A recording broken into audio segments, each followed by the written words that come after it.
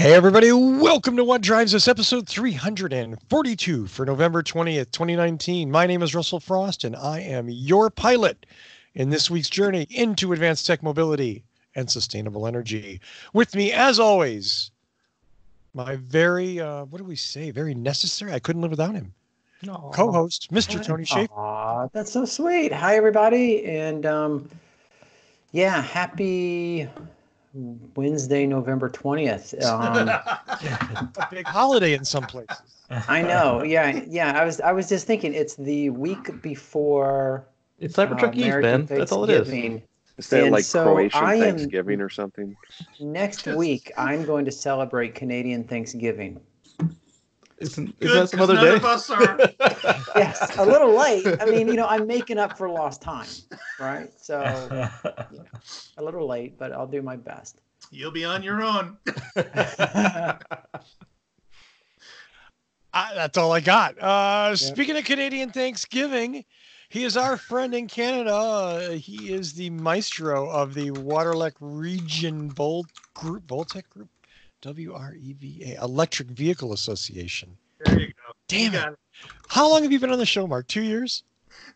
Obviously not quite 3 years. Not long enough. Yeah. You got it perfect last week. I gotta go back. Whatever. He's got some crap online that he does. It's a Canadian thing with a bunch of electric cars. It's one of the best Twitter follows you can do. Mr. Mark Coughlin. Hello, everyone. Welcome to the show, and welcome to Cyber Eve. Not Canadian Thanksgiving. It's Cyber Eve. No, you're not. You're going to start this show that way. Cyber Why Eve. not? That's the biggest thing going. Starting tomorrow. Starting tomorrow night. And where? We're on the Tesla Life. Join us for a live feed. YouTube.com/The Tesla Life Show. Correct. Right. I just want to make sure they know where to go because they go to the What Drives Us channel and they'll be like, what? Pretty much. It's the Tesla. Wasn't it Cyber Eve or Fugly Truck Eve? We don't know. We're waiting till tomorrow, Paul. We don't know. I don't know. We're being optimistic over here, Paul. We didn't know what the Model 3 would look like, and we put down like $1,000 on the thing. There you go. Well, speaking of someone who probably isn't standing in line for a Cybertruck, he is the owner and founder of Boulder Hybrids in Boulder, Colorado, our technical expert and all-around beer drinking friend who just unblurred his background, Mr. To show Paul the beer I'm drinking. Yes, glad to be back. I'm drinking Sawtooth Nitro from one of the independent breweries still in Colorado. Big news in Colorado today, New Belgium beer sold out to the man, and employee owned until yesterday. Oh, man. Which man did they sell out to? Some Australian beer company. But the good news is all their employees who were employee owned got at least $100,000 a piece. So that's pretty cool. So if you were like the forklift driver, you got $100,000 in the new company. So I'm not going to tell that story. Our friend in the Mid-Atlantic region, he does reviews of superchargers and so much more, Mr. Casey Green. Hello, everybody. So, having good success with the Smart Summon update video. Elon tweeted out that they had updated the Smart Summon logic, and then they didn't put it in the release notes. But then my wife and I, we took the car out, tested it, and it has improved. Take a look at the video and see. YouTube.com/Casey Green. But do it after this show. After the show. Go ahead. Go now. No, don't go now. Pause the show and come back. Go now. This show sucks. We'll wait. We'll just hold the show. We'll wait. We'll wait. Yeah. No. Okay. And let's see. Last and certainly not least, our friend in the Midwest. He owns Teslas. He's owned lots of other fun things. Why is he on the show? Is he qualified? No. Nope. Not at all. Dr. Evan Buster. I'm here for. I just do it for the money. That's right. Yes. Doc, you messed up. Down. Send Evan a check. Yeah. So I am not doing an independent brewery. It's just a little Sam Adams cream stout night for me tonight in my fancy Sam Adams glass. I don't think you have to apologize for that. Well, Paul's always got fancy, and Tony usually is fancy. Tony has like wine half the time. Is Sam Adams bad? Who are they owned by? Oh my God! I think they're still independent, aren't they? Yeah. Yeah, I mean, They're big. They're big. They're like Yeah, big they- independent. Right. Yeah, It's you like can't- stone. It's hard to call them craft anymore. Right. I guess. Yeah. They're They still make right. good beer. They make great beer, or I would be drinking it. But Yeah. you know, I always Well, thought it's they had it's owned by Sam Adams, isn't it? I mean, he's like a ghost partner. Oh, jeez. Yeah, he's owned it for like 238 years or whatever. So yeah, I think so. So you've seen him, Patrick Connor, on the show. Our friend Patrick sent me an email just moments before the show and wanted me to mention. In fact, maybe I should just read it that way. Our first story tonight is about the Ford Mustang Mach-E debut. Patrick, of course, taking credit for years of Ford design and work to create an electric crossover, which of course copied the Model Y. Very I'm calling closely. bullshit on that one, Patrick. I'm sorry. That's some smoking hot bullshit, my friend. And I'll tell you why, because we talked about this in the Tesla Life when we talked about the Mach-E, and I hate to go down a rat hole right away on the Mustang Mach-E because my first car was a Mustang, so I'm a little wrapped up in this, a little. But let's be clear. As far as who copies who, it's 2019. These are crossover EVs, there's even cars. Did you ever get the impression that most cars look kind of the same? And they kind of do that for really like unavoidable reasons like physics? Somebody want to call me out? The vertical large touchscreen, the nose cone, the front trunk. That's yeah. Have you seen the charger? I actually that's what I was doing. Oh, the charging station. Yes, the charger looks exactly like a Tesla supercharger, but green trimmed. I'll give you that. I'll totally give you that. But I mean, auto companies have been doing. You look at it like a 1990s Nissan Sentra, and it looks like a 1990s Toyota Corolla. I mean, they all copy each other generationally. Yeah. And I'm sure we kind of jumped into this late. Anyway, the Mach-E was well into development before the Model Y was revealed. Thank you. Right? Yeah, and so after the Model S. Yeah, but still, like the Model S. You're still got to create it for aerodynamics. Okay, come on now. I get that Tesla's power in the EV marketplace is undeniable. Okay, but everybody who makes an EV that resembles them isn't copying them. But they're taking design cues. All right, so maybe that's not copying. Aerodynamics? Like the nose cone. Yeah, the nose cone, the vertical screen, oversized. The front trunk. They could have put a conventional grill on there. And they finally did on the other one. On the GT. Yeah. Well, it's not. It's quasi-conventional. So, what do we think about a 300-mile Mustang the right number. Mach-E? I'm sorry? The right number. 300. Let the man finish. I'm sorry. I got excited. Yeah, 300 lets people talk. It's the right number. It's not like the stupid, like, hey, this is 200 miles, this is 150, it's good enough. The battery's huge, though. Which is 99 kilowatt hours? Yeah, 99 or 75, depending on the version. For the 300, it's 99. But the question is why is a car that's shaped like the Model Y only getting that much? Is the drivetrain inefficient? I bet Are the batteries unable to provide the same power? I bet they're not using aluminum. It's way heavier. It could be heavier. Yeah. There's a reason for the performance hit. We just don't know what it is. Sure. And if anybody could use aluminum, it'd be Ford. I mean, look at the F-150. Right. Yeah. Sure. Do we have a curb weight? Do we know anything like that? Idris Elba told us that everybody has a Mustang story, and Russell started us out with one. I did. I should have called up a picture of me in my 67, which would horrify you. Not the least of which for the air suspension on the rear wheels and the mag wheels that I had on the back, but the stock tires on the original Steelies on the front. Yeah, it was that bad. Was it a fastback? I just hope they got the engineering right, because those Focus EVs they had, those were pieces of shit. Yeah, but that was Magna, right? Still, but it had Ford's name on it. This is true. Did you hear that it's being made in Mexico? Wrong answer. It's Ford, right? Assembled? Is it? Yeah. Is it being assembled, manufactured, assembled in Mexico? That's what I've heard. Mexico. That was the thing. That's I what I remember heard, with the Ford Fusion hybrid when it was introduced, and a bunch of us were at Green Drive Expo with the product manager of the Ford Fusion hybrid, and someone asked, "Where's it being manufactured?" And he said, "I want you to know how proud I am of the engineers in Cleveland, Michigan, man.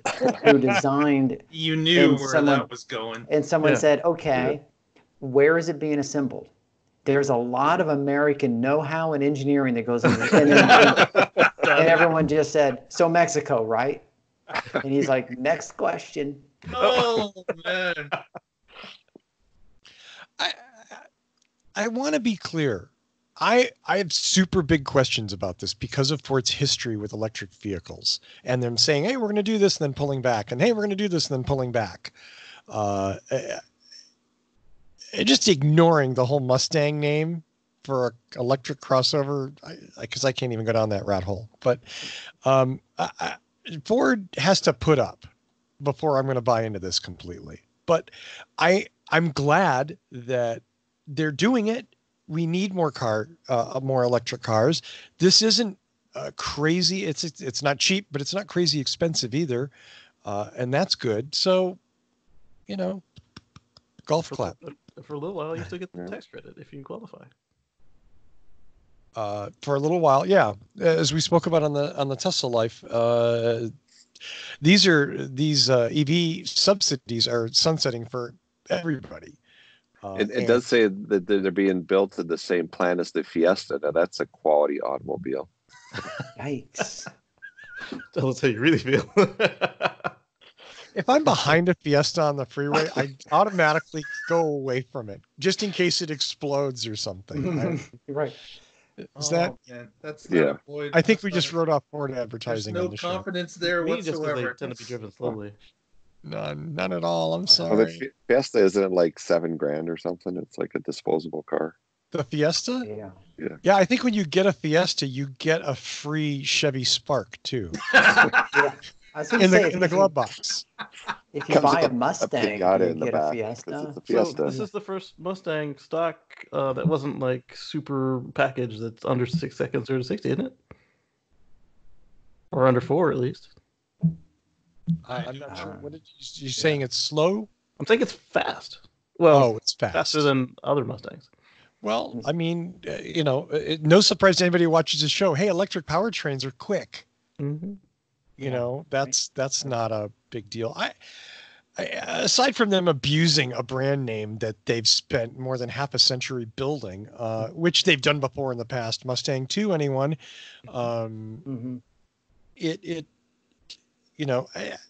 I wait and see. I want to see this show up at dealerships. Mark pointed out on the Tesla Life that they are taking pre-orders from anyone, anywhere, no geographic limitations.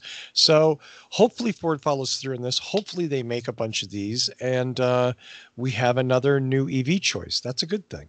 What do you guys think? Are the dealers going to get behind this, or are they going to have No. to be pressured? Like, if you want to sell a truck, you got to sell 12 of these. They I even was pointed thinking the out. exact same thing, Mark. Yeah, they even pointed out you don't need oil changes on it. I'm like, oh, that's gonna get your dealers on board. Right. Well, but I Right. mean, there's dealer marketing and there's customer marketing, and they're not the same thing in any company. This is true. Yeah. So, okay, Russell, you touched on this. What are you guys' thoughts? Did they, if for those of you who bothered taking time out of your life to watch the reveal or whatever, any indication as to why they chose to abuse the Mustang name on a crossover? I mean, it's like Chevy coming out with the Corvette crossover EV. Full size. Full size, exactly. See, I mean, 4-door with a hatchback and a frunk, and we're gonna call it a Corvette because that's a cool name. No, I don't understand why they didn't just call it the Mach-E and just leave it there. Well, And That would that's- be awesome. A lot of them do that where they'll tack on another brand and then phase it in. But why not the Edge Mach-E or the Escape Mach-E or the Explorer Mach-E? Well, that's a really interesting point. Casey, and that maybe it's going to be that way. Maybe that's the nomenclature. Is this is a Mustang? It's a crossover inexplicably, but and maybe they are going to make an Escape Mach-E. Yeah, because remember the Nissan, what they call it, the Pathfinder Armada, and the Honda Accord Crosstour. I mean, they eventually dropped the donor name, but yeah.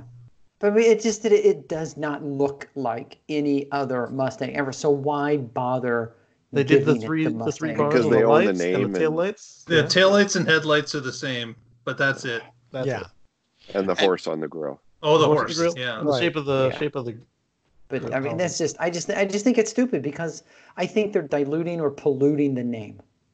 I agree. They're not selling any real Mustangs lately. I mean, I think production numbers are way, way down. So maybe they're just trying to squeeze all they can out of that nameplate. So if you need a crossover, why not get the one that evokes memories of your childhood driving faster than the Mommy Mobile? Call it the Country Squire? I'm sorry. I'm showing my age. Different childhood. Explorer E. Like your Mustang. Right. Yeah. I understand leveraging a brand name that is, super. I mean, Corvette, Camaro, Mustang, Bug, whatever. You know what I mean? Like, but at least all those match the name. Right. Exactly. I'm confused by this, but I'm just glad they're doing it. Yeah. Let's stop beating this dead horse. Let me go to Mark. Just slightly longer. Wait. Go ahead. On the same topic, though, I think was unfortunate. Though there were pictures leaked, so if you kind of knew what was coming, it wasn't quite as bad. But they kept talking. They took a long time for this reveal, and they talked it up, and they talked about the Mustang name, and they talked about the Mustang history, and then they put out this car that didn't look anything like a Mustang, and it was. It had a big impact. I was like, wow, they tagged Mustang on it, and it was really felt unfortunate when they went about it that way. They brought it out, and Evan was like, wait, is it behind the big ugly car? Is that where the Mustang is? Well, it was like, is that a Model Y, and they're gonna race a Mustang against it? And no, that was it. But at least they didn't call it the Mustang Mach-Y. But they did hold it in the same place that Tesla holds almost all their parties and launches, the exact same venue. I saw another YouTube behind the scenes. It was like they even borrowed the shrubs that they use for the entrance. The same shrub rental company. The same shrub rental, same was pipe it and drink company. The Knights of Knee Shrubbery Rental. Yeah. So horrible. Well, let's go to Mark for the next story about another exciting new electric vehicle. Speaking of, not doing the right thing, VW displayed a new part of the ID group of cars, of electric cars, at the LA Auto Show. And what were they thinking that a station wagon would go well at the LA Auto Show? Like, the station wagon is long gone out of the American marketplace. It just was not a seller.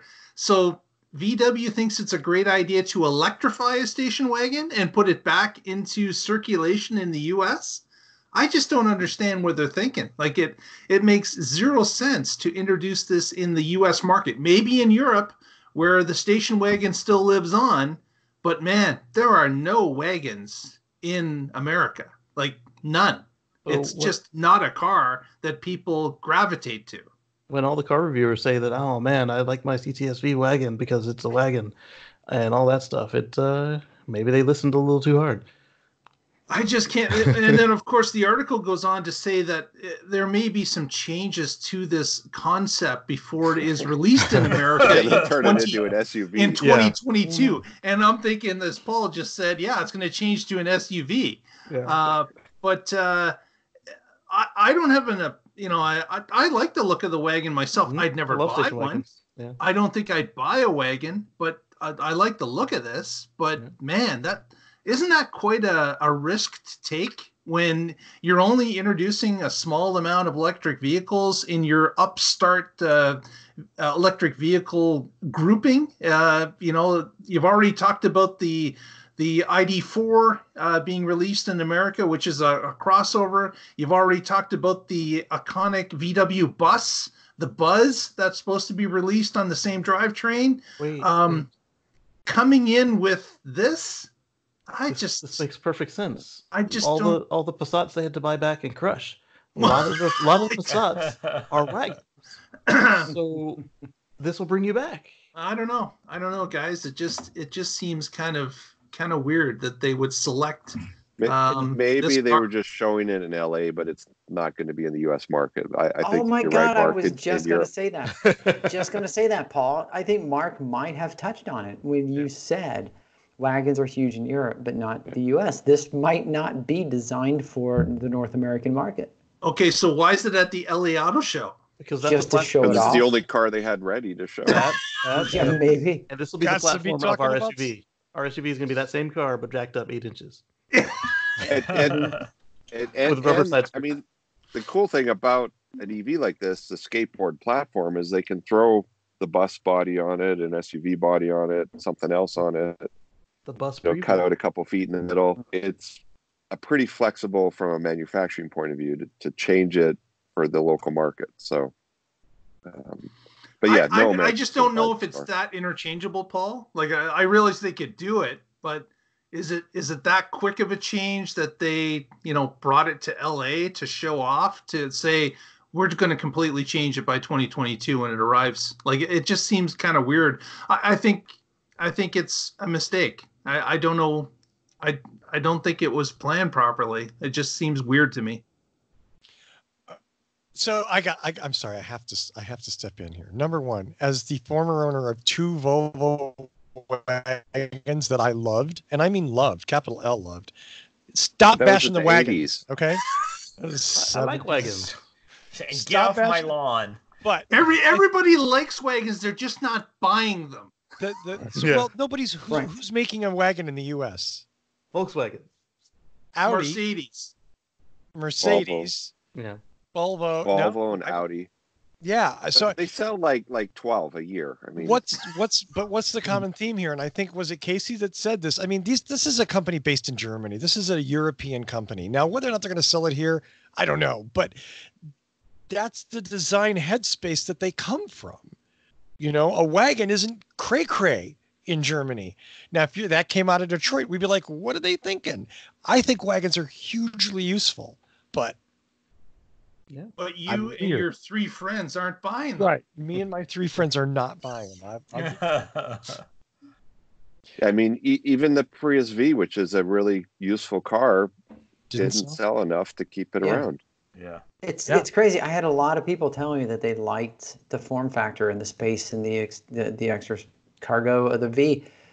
But, those were my only 3 friends who bought them. Yeah. The V I love the V, but again, I like wagons. I like useful hatchbacks and things like that can carry people and carry stuff. I'm weird. Look at Evans laughing his ass off at me. I just still imagining when my parents had a station wagon and we had the little seat in the back we'd sit in with no seat. Oh yeah. Facing out the backwards. Yeah. We used to make window roll down so you can suck in the exhaust on the drive. Yeah. The fake wood panels. I can see Russell, that hair streaming out behind him as he's cruising down the LA streets in his station wagon. Yeah. But hang on, Russell likes wagons. Russell's first car was a Mustang. Guess what his next car is? The Mustang wagon. The Mach-E wagon. The Mach-E wagon. That's what I need. I got nothing. By the way, when I was born, they drove a Austin Healey, not a wagon. We did have a series of wagons though in the 70s later on in life. With wood paneling? With wood paneling, yes. I have sat in the back. Remember so there was dual seats that faced each other, or you faced backwards. Yeah. Right. Or you faced rear. You made faces at the people behind you. Yeah. We had a 1976 Malibu Classic wagon. Nice. Yeah. See, that's actually you said everyone had a Mustang story. That's my Mustang story. I had a friend with a 73 Mustang Fastback. I had a 76 Ford LTD station wagon, and he went on a lot more dates than I did. You had more fun on it. Yeah, but That's the my wagon had Mustang fold-down story. seats if you did go on You a just successful snag a date. date. Yes, that's a big. I'm just saying, I had a girlfriend that had a station wagon. Way back. Honey, how about you drive? No, this was before I could drive. No. You say, hey, honey, how about you drive? Yeah. Let's take your car. Yeah.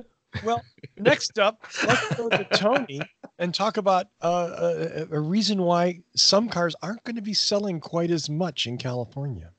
So I don't know if you all heard, but our chief, what is it? Our chief executive Twitter, I forgot what he's called. The dude in the White House. Yeah, the Twitter in chief is what I was Lord thinking. Cheeto. Yeah, the Cheeto. So yeah, I could just go on so many political rants, but I'm not. The White House, aka President Trump, decided that he did not like the Obama era emission standards that were set, and so he wanted to roll these emission standards back. And the White House, President Trump specifically went after California and said, I don't think it's right that this state gets to override federal regulations. And so we're going to take away California's ability to set individual and unique, emission standards. And the other, 22 states, or there's 12 states. Is it now? Paul, are you 13 now?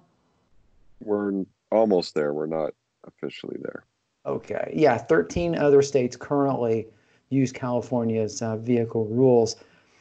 So on Friday, and this was last Friday, that's where 22 comes in, California and 22 other U.S. states challenged the Trump administration's decision to revoke California's legal authority to set vehicle tailpipe emissions.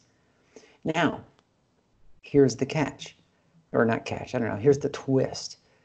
You would think that this would simply be between the White House and the states' rights, federal rights, and they would argue between themselves.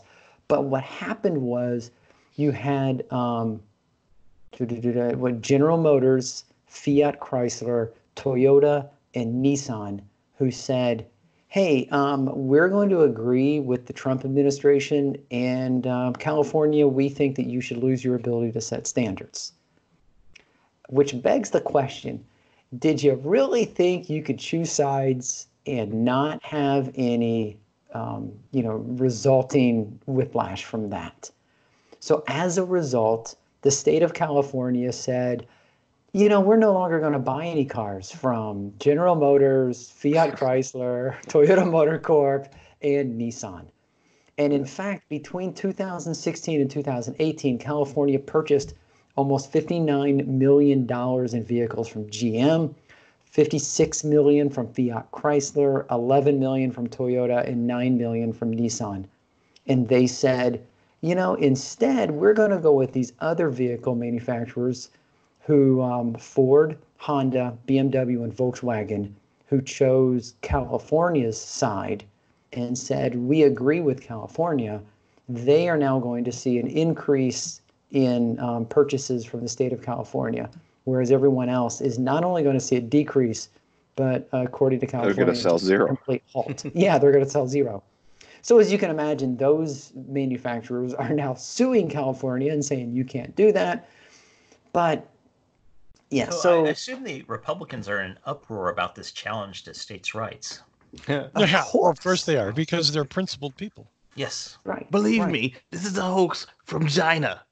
From China. It's all about China. Yes. So yeah, that's where previous dude Jeff Sessions was all about states' rights until you asked him about legalizing marijuana, in which case it's a federal thing. He was all about states' rights until you talked about California emission control, in which case it should be set from the federal. California has been pushing these limits and forcing manufacturers to create more fuel-efficient vehicles, and everyone has benefited from that.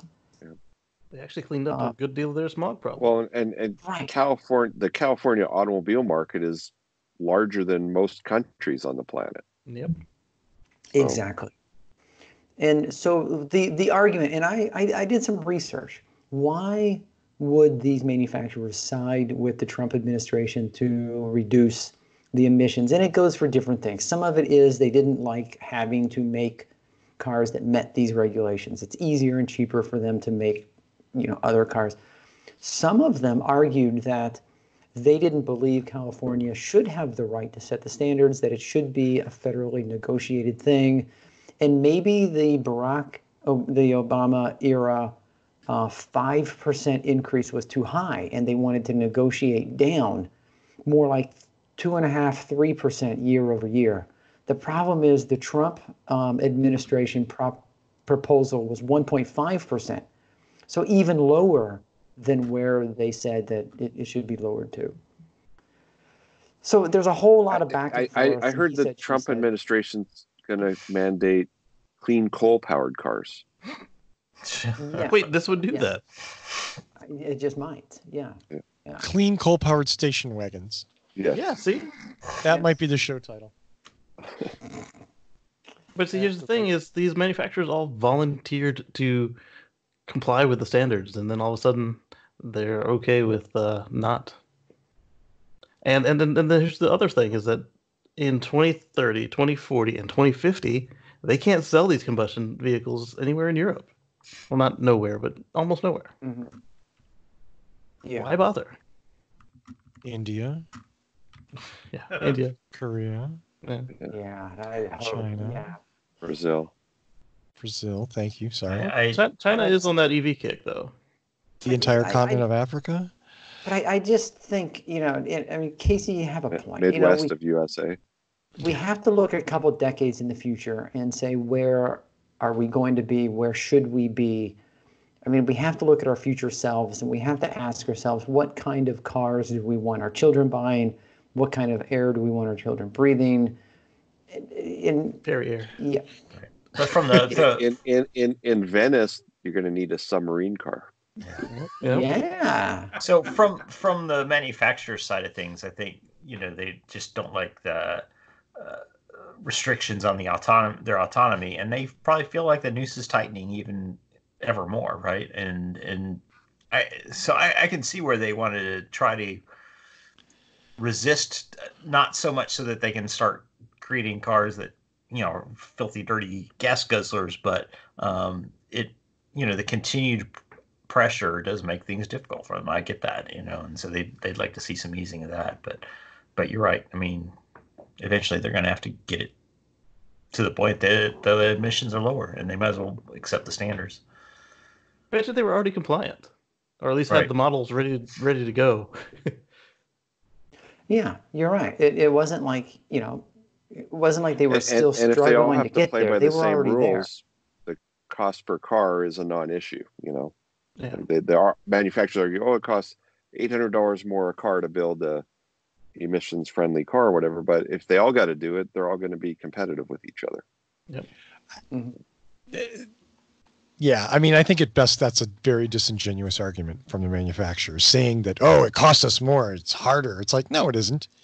It's some other operations you have to do, which you could do just as much for infotainment or for a fake quad exhaust or something. My favorite of the fake quad exhausts.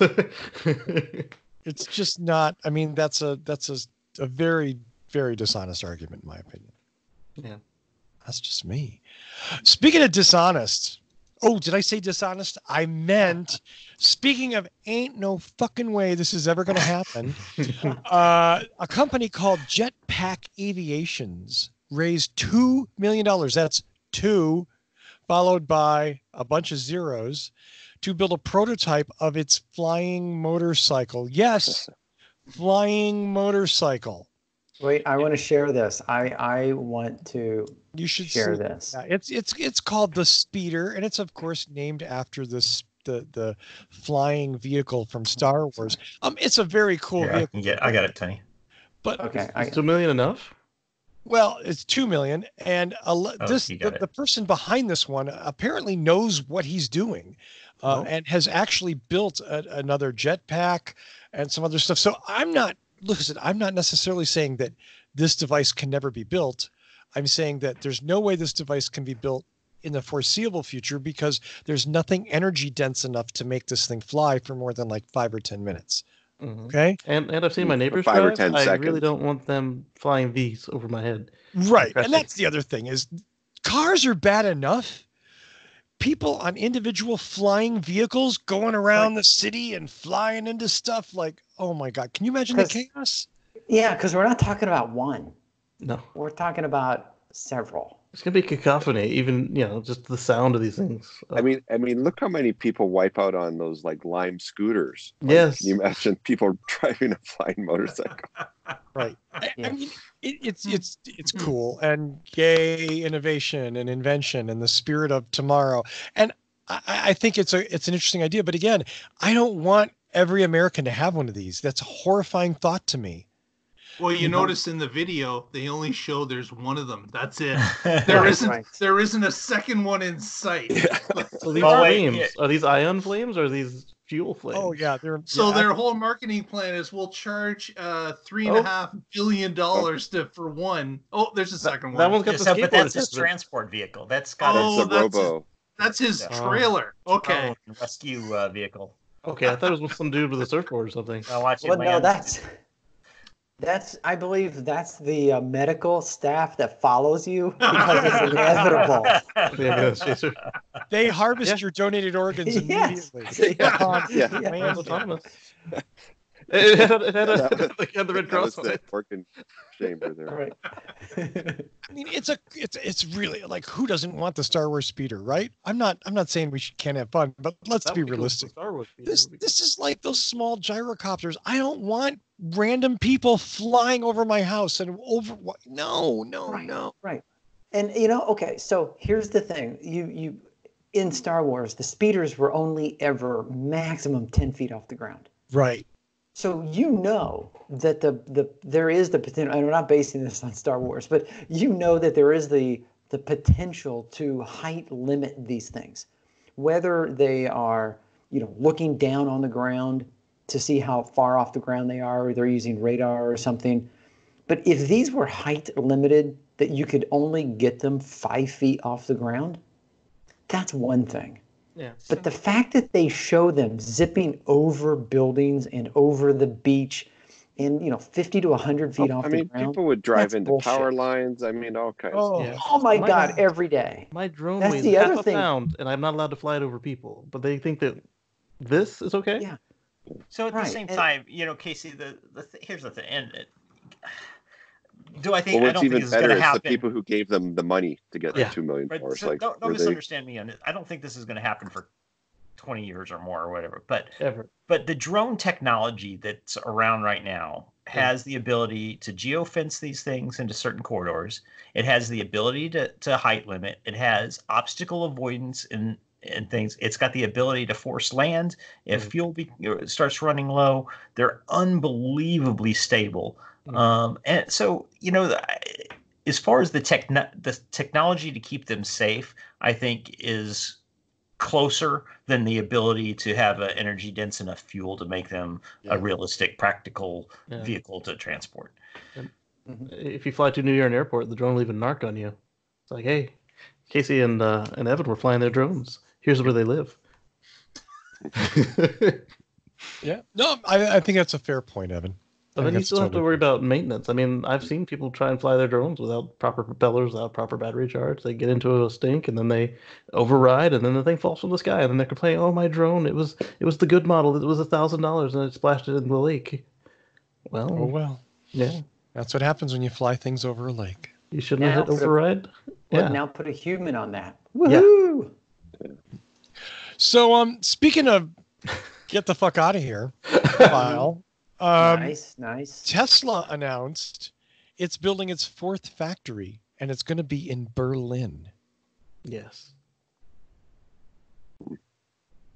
Oh, Like downtown Berlin, like it's there. Well, they only have to wipe out a little forest near the new airport, allegedly, to build this factory, which I think is kind of crazy. But it's allegedly a monoculture forest, like a crop of pine trees.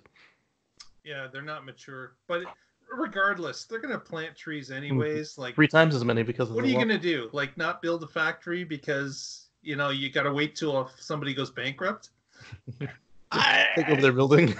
Let's put it this way: there are, according to a source of mine, allegedly there are lots of potential old factory buildings. And I don't mean old; I mean not being currently right now used factory buildings where this could be.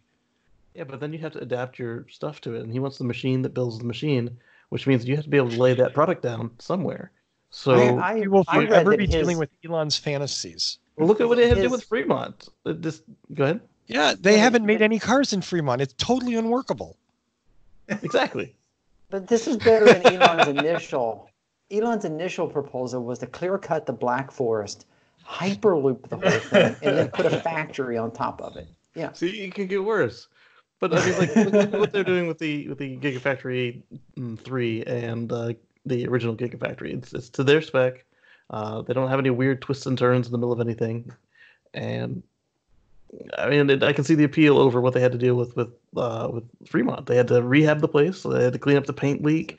They had to deal with a song. They did get it for a song, but they had to deal with twists and turns. They got a prime piece of Bay Area real estate for like 20 cents. Yeah, and if they could get a prime piece of real estate in Germany for the same kind of deal that they got in Fremont, they would do it in a heartbeat, I'm sure. Yeah, because that would make up for the costs of having to adapt. Why don't they put the Gigafactory in the middle of the Nuremberg ring?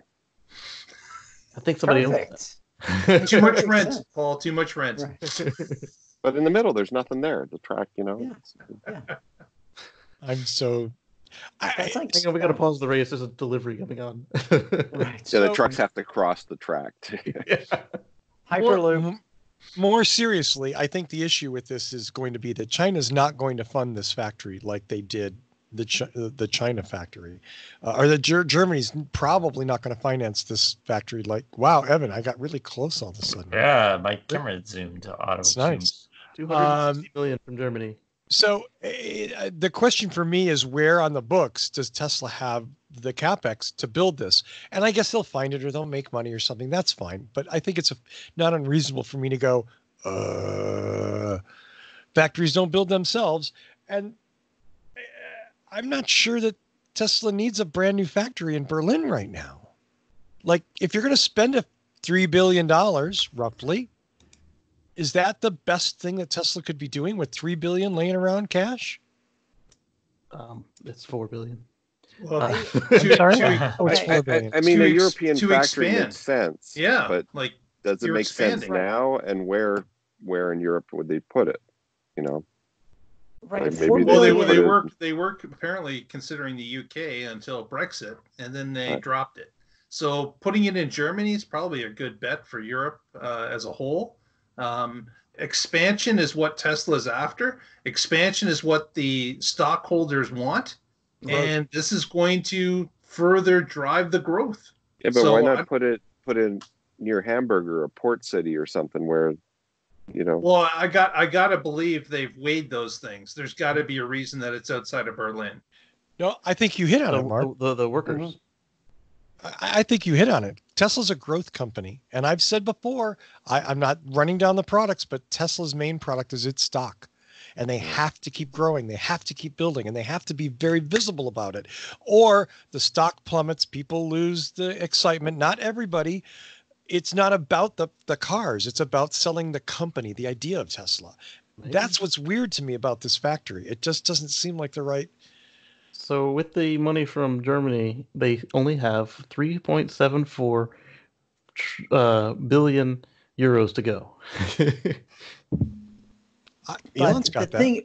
But the thing is, here's my question. The cost of building a factory in Germany, Berlin. Yeah. You take that money. How much would that buy next door in Chechnya or Poland? From what I understand, it's like 40 minutes of commute just to get to this forest. like assuming that there was a road that went all the way straight there, which I guess there must be because the airport's not too far. Okay, so I don't understand how that's relevant So to the question. it's out in the build it sticks, next. so it should be cheaper than downtown Berlin.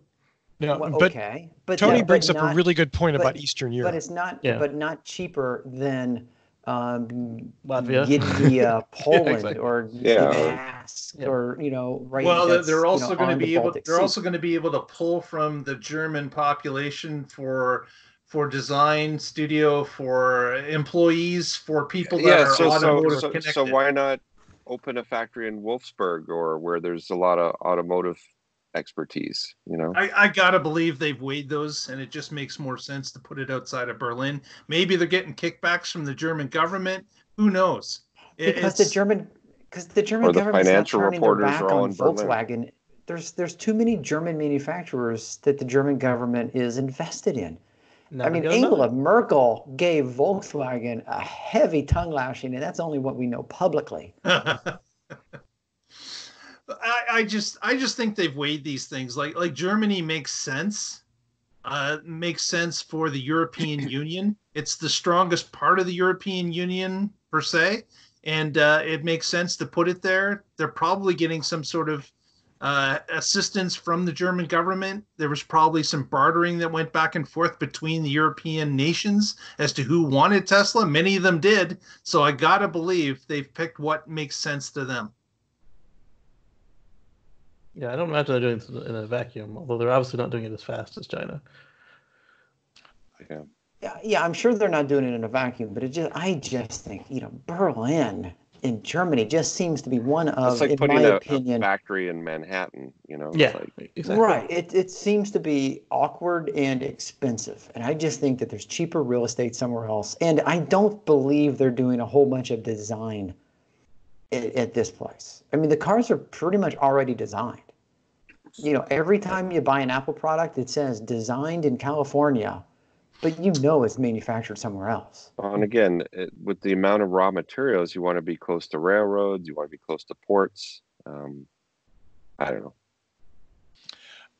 There's kickbacks involved somewhere. Yeah, it's hard to say exactly. We probably won't figure that out here tonight, but it's certainly, I think it's a worthy discussion. I hope it goes forward. I hope it works out wonderfully. I hope they sell a ton of EU cars.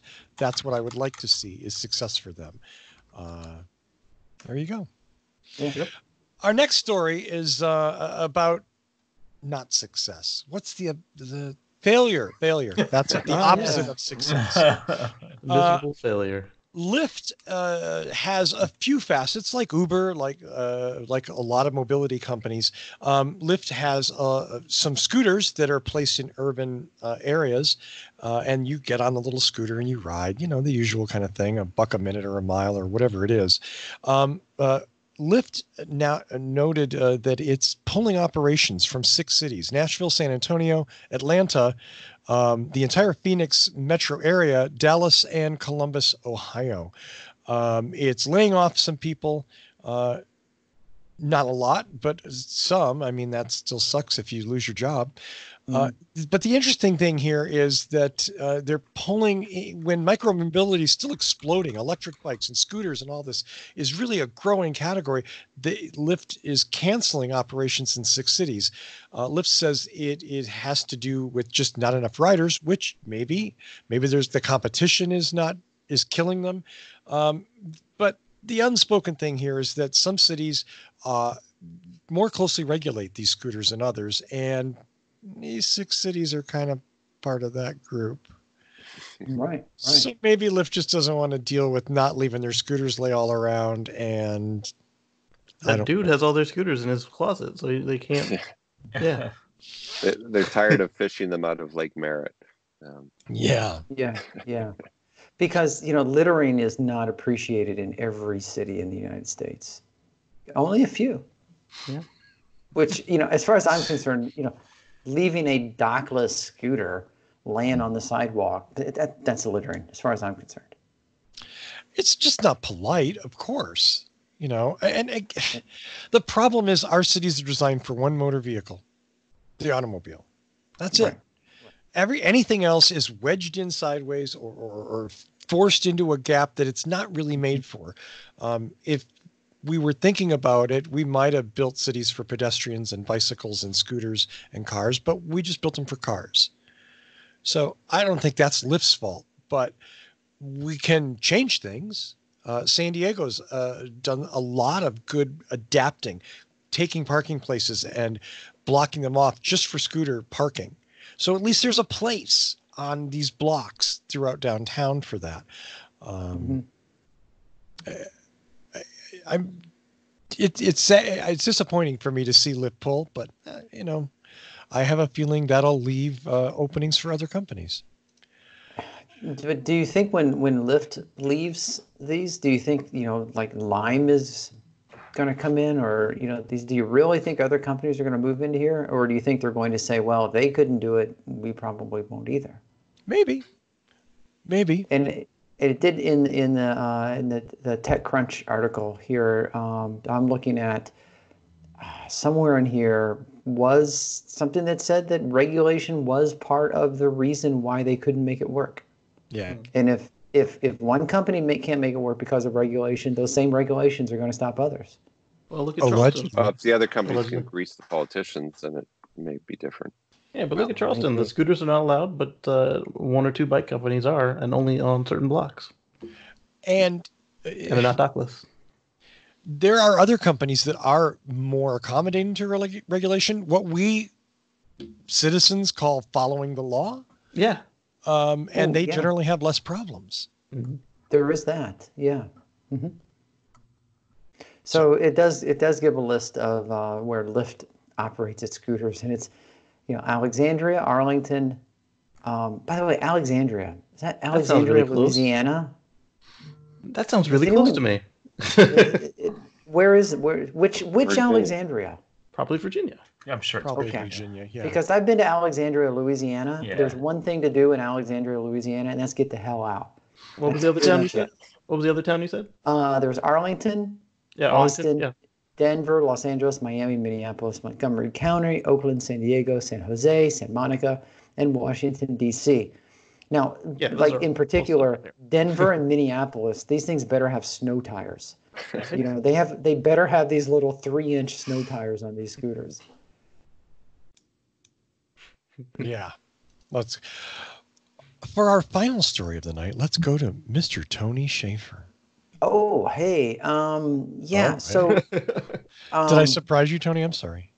No, I'm sorry. I realize we're pushing the time limit. We are. Or we're pushing an hour, so that's it. So just real quick, I wanted to discuss this because we've talked about this many times before, and I'm going to quote a very wise man when I say more automobiles is not the solution. And that was Russell Frost, by the way. That was my best Russell Frost imitation. Yeah. So here at theconversation.com, which I had never heard of before. Looks like it's Australian. Yeah, I think it is Australian. Smart tech systems cut congestion for a fraction of what new roads cost. And so what they did was they worked and tried to calculate benefit to cost ratio of different strategies for infrastructure development.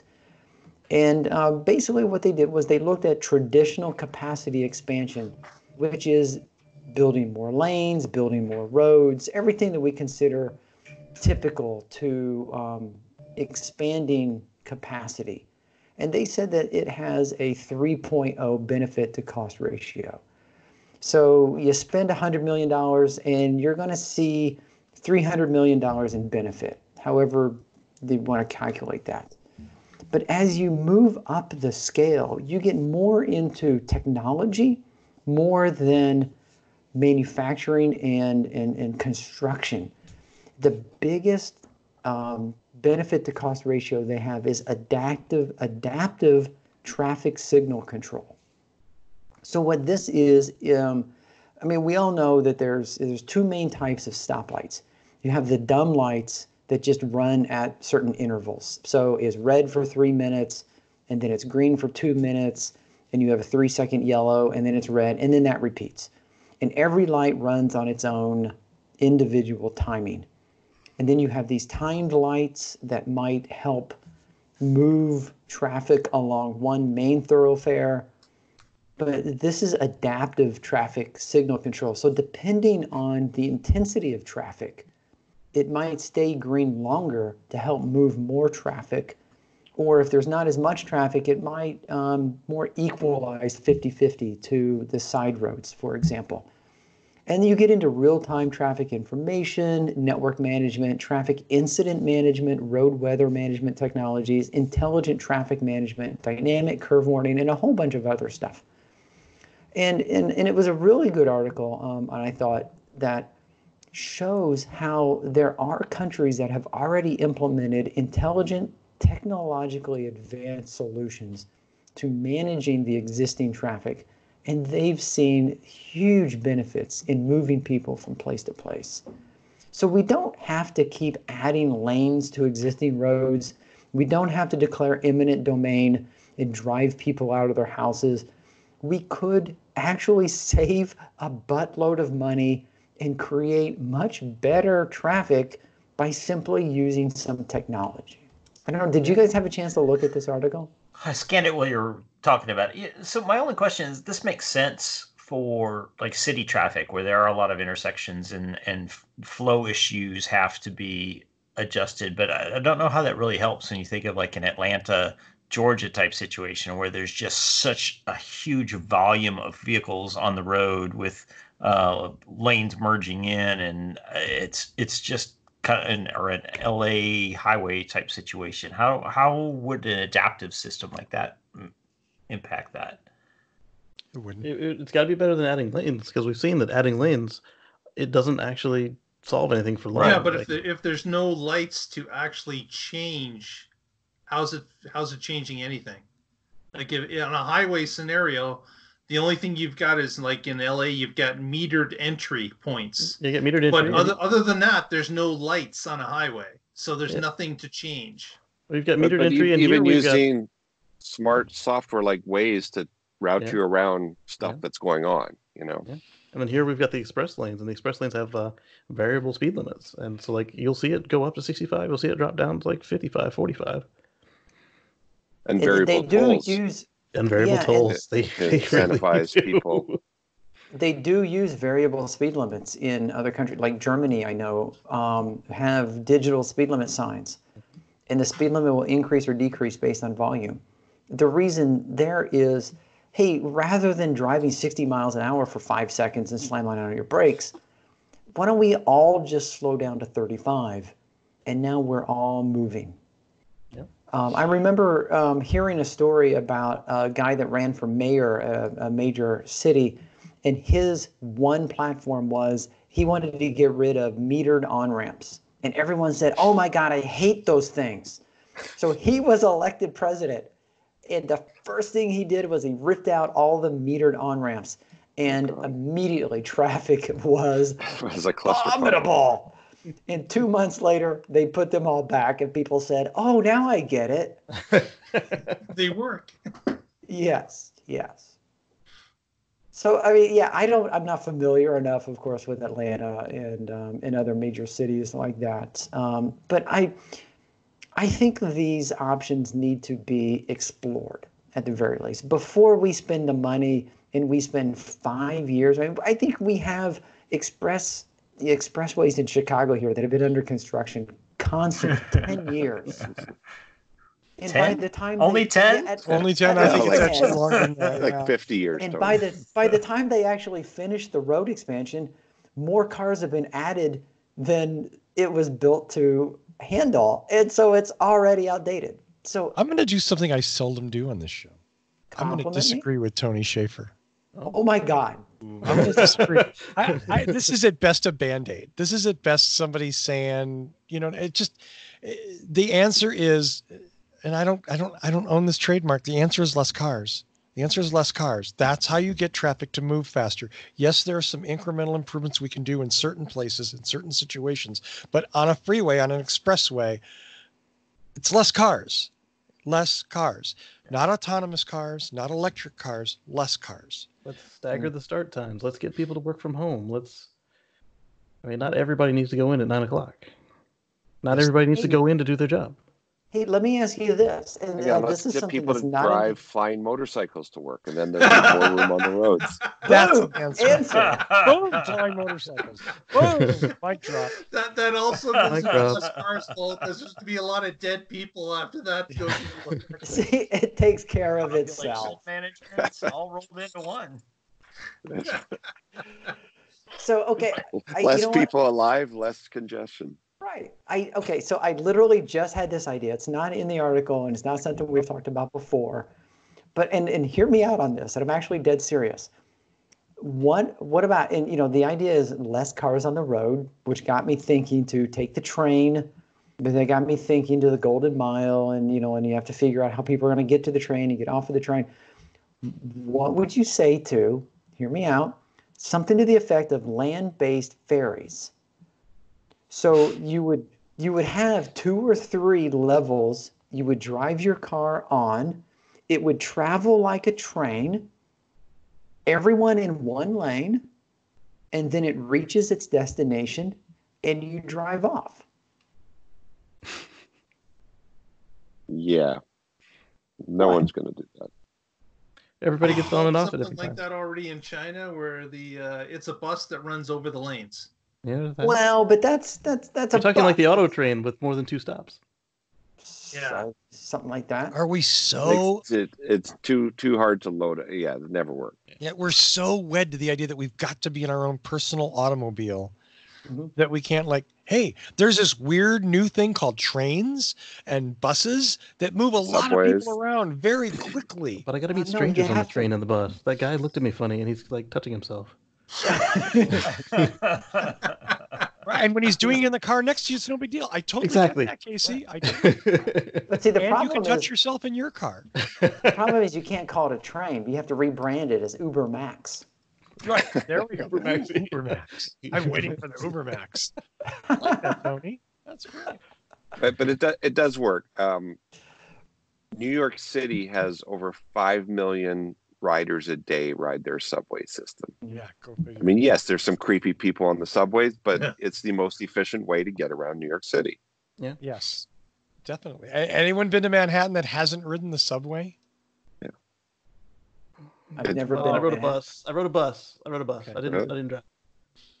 Because like if you've got to get from downtown to midtown and you take a taxi and you take a subway, like the subway gets you there in 10 minutes. I mean, the taxi's going to take an hour. And it's $3 versus 15. Yeah, and it's only you're only going like 2.5 miles, but it takes forever on surface streets. Oh yeah. Yeah. Mm-hmm. Which adds to congestion, which slows everything down. And no. Yeah, it was a good 15-minute walk. Anybody got one last thing? Mm. Good. I just saw. You guys probably weren't looking. The Cybertruck got leaked. Oh. Yeah. Oh, nice! I like It it. is awesome. No, that's Cyber Cop. Oh my God. I have to shoot myself now. Okay. let's do some shout outs before I shoot myself. Evan, since you had to fling that last bit of poo at me, you're leading off. Just join us tomorrow night on the Tesla Life. If we can get this live broadcast going, it should be a lot of fun. We always have a good time on these broadcasts of the reveals, and usually great attendance from the audience and participation, and instead of just watching the Tesla stream. So come and join us. Tell your friends. Bring beer. So can we title it the Fugly Truck unveiling, or We don't know what it looks like yet. We have to decide after, just like we didn't know if the Mustang I was just good or think not. Fugly Truck sounds kind of fun. No, I think you have to call it the Tugly Fruck.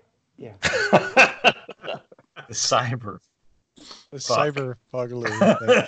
Casey Green, I know you have things to plug, my friend. Of course I do. So I just got done testing out and videoing and showing you what's new with Smart Summon on Tesla software 2019.36.2.1, and you might be surprised at the results. So take a look at my channel, youtube.com/CaseyGreen, KACEYGREEN, And then later this week, there will be the rest of what's new for that software update with my car.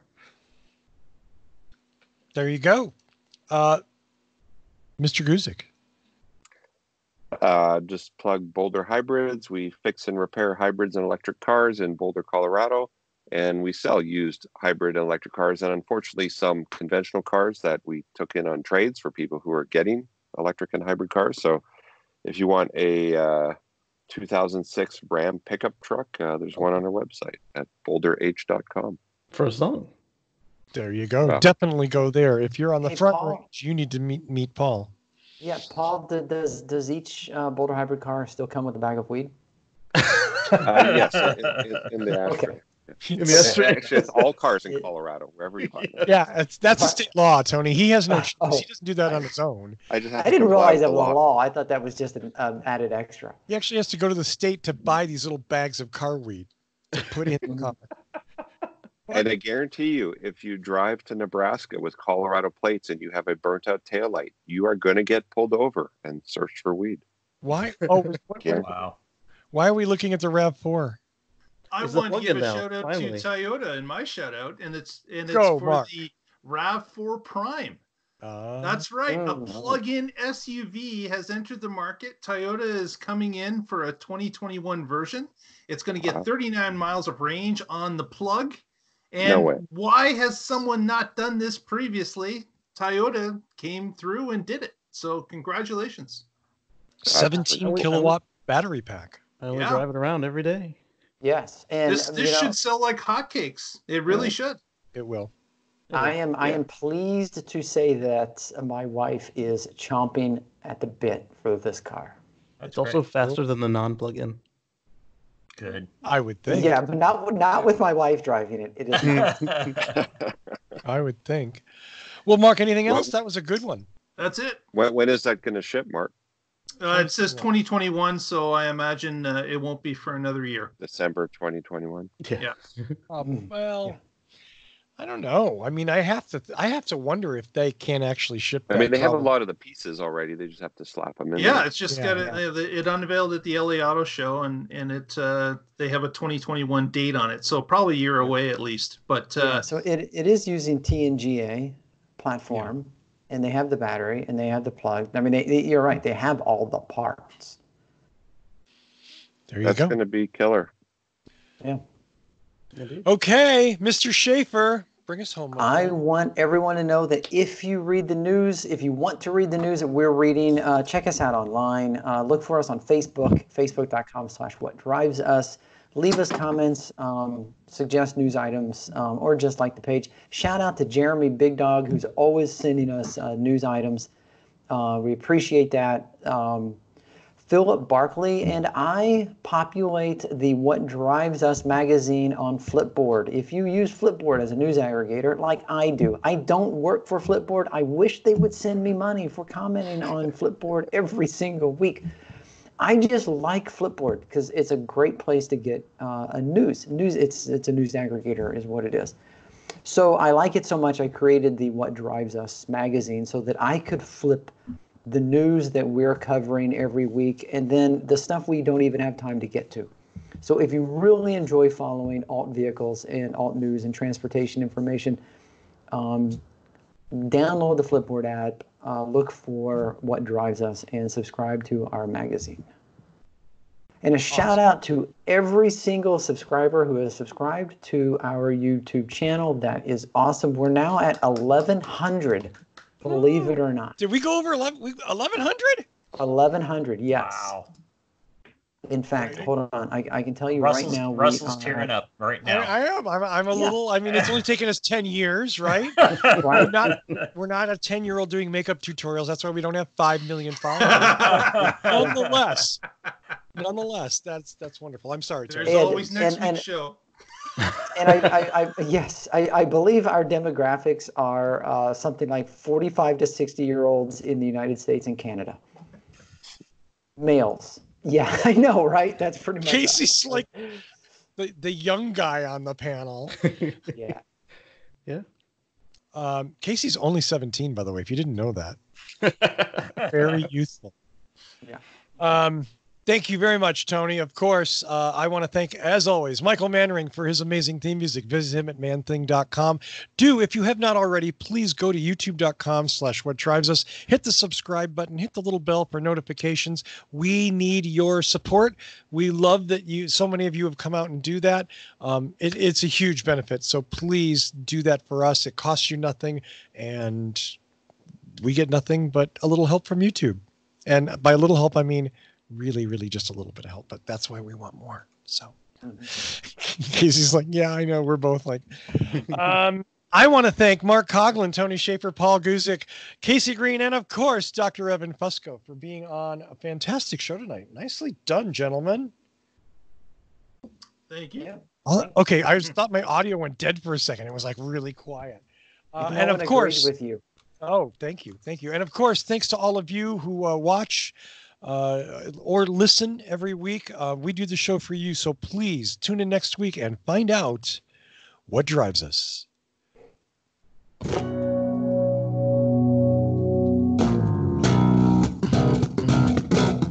See you next week, everybody. Thank you.